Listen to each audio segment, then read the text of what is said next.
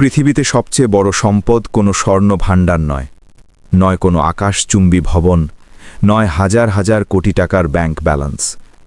পৃথিবীর সবচেয়ে বড় সম্পদ হল সৎ, নিবেদিত ও দক্ষ মানব শক্তি। কারো যদি এমন কয়েক লক্ষ মানুষ থাকে যারা সততার পথে অটল, দায়িত্বে আপোষহীন আর আদর্শ বাস্তবায়নে দৃঢ় প্রতিজ্ঞ, তাহলে সে পৃথিবীর অন্যতম শ্রেষ্ঠ সম্পদের মালিক। আজ আমরা পৃথিবীর শীর্ষ ধনীদের নাম জানি। ইলন মাস্ক, যার সম্পদের পরিমাণ প্রায় $700 বিলিয়ন। কিন্তু এই সম্পদ মূলত সংখ্যার হিসাব।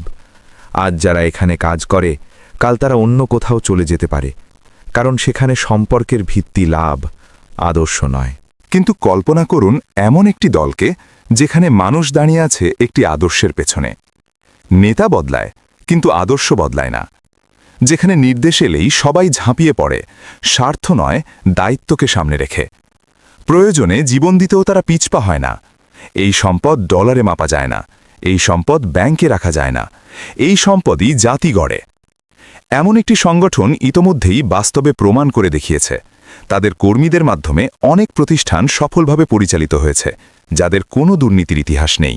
তাদের পরিচালিত অর্থনৈতিক প্রতিষ্ঠান 25 বছর ধরে দেশের বহু প্রতিষ্ঠানকে ছাড়িয়ে প্রথম স্থান ধরে রেখেছে। তাদের পরিচালিত হাসপাতালে নেই খারাপ চিকিৎসার কোনো রেকর্ড। টাকার জন্য অকারণে লাইফ সাপোর্ট বা আইসিইউ নয়, এখানে আগে মানুষ।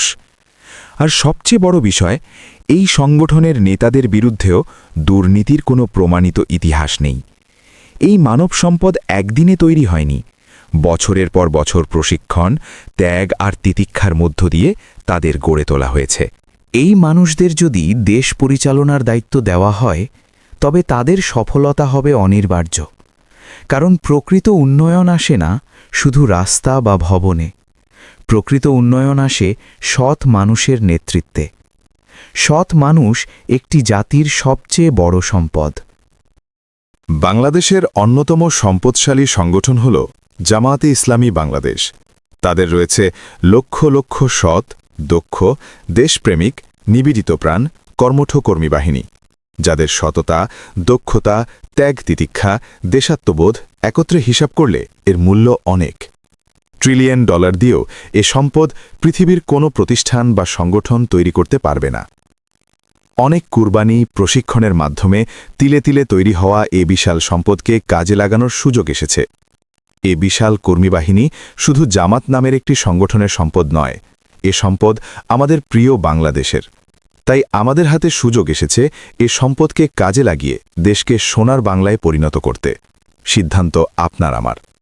আমরা যদি এ সম্পদকে কাজে লাগাতে পারি, তাহলে আমাদের দেশের চেয়ে অনেক পিছিয়ে পড়া দেশ যেভাবে পৃথিবীর সেরা সম্পদশালী দেশে পরিণত হয়েছে, ঠিক তেমনি আমরা আমাদের পরবর্তী প্রজন্মের জন্য একটি সুখী, সমৃদ্ধি দেশ তৈরি করতে পারি।